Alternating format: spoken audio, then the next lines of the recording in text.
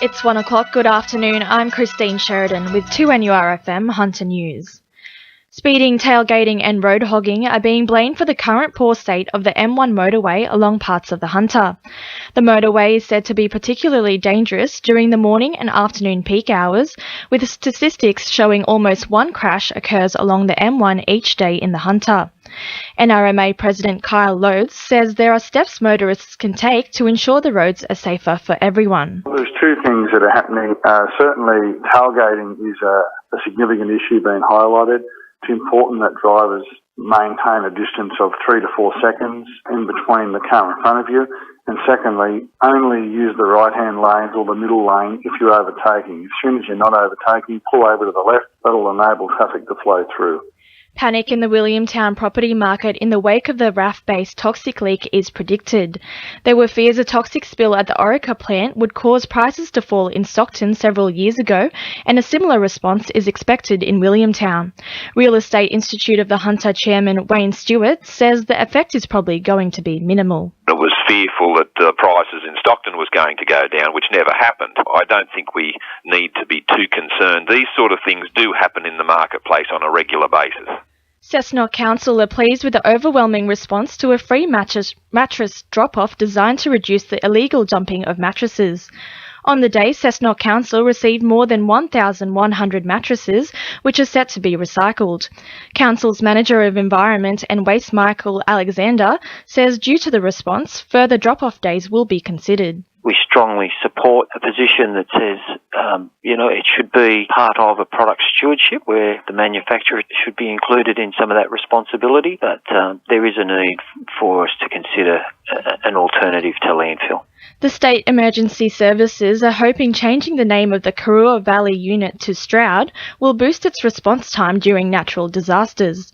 The purpose of the name change is to realign the unit back more closely to the town of Stroud.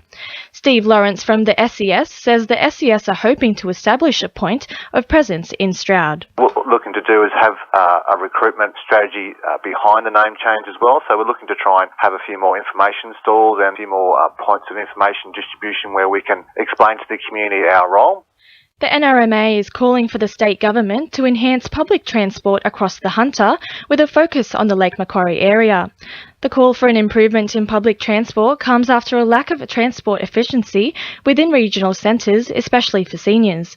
Member for Wallsend MP Sonia Hornery says improvements to the Hunter's public transport are imperative.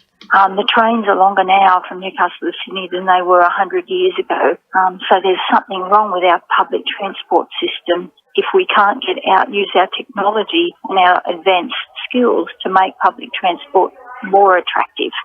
Saturday's annual BHP reunion at Newcastle District Tennis Club will be the last with celebrations for the centenary of BHP's opening in 1915. BHP reunions at their peak would attract more than 500 people, but recently that number has fallen. Newcastle Industrial Heritage Association Vice President Aubrey Brooks says the centenary is the perfect way to end the legacy. BHP started in 1915 and ended in 1999. On the 2nd of June, it started in 1915, so on the 2nd of June we had a big celebration. And the members of the Newcastle Industrial Heritage Association said it was a good time to end because of the centenary of Steel, the last hurrah. In finance, the All Ords is up 30 points at 51.26 and $1 Australian is buying 71.41 US cents.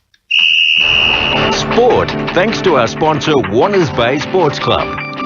The Knights New South Wales Cup side are preparing for a big game this weekend when they face off against Wyong for the premiership.